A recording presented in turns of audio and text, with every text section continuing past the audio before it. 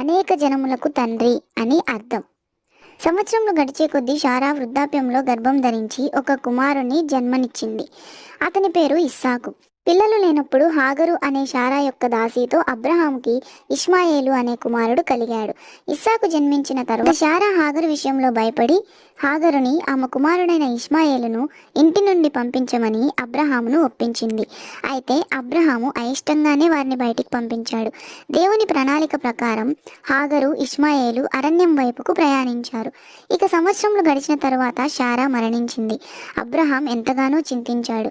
ఇక వృద్ధాప్యంలో తన కుమారునిపై దృష్టి నిలిపి ఇస్సాకుకు భార్యని వెదకడంపై దృష్టి సాగించాడు. అందుకని ఈ ముఖ్యమైన పని కొరకు అబ్రహాం తన స్వదేశానికి వెళ్ళి దైవిక జోక్యంతో తగిన వధువును కనుగొనమని తన సేవకునికి అప్పచెప్పాడు.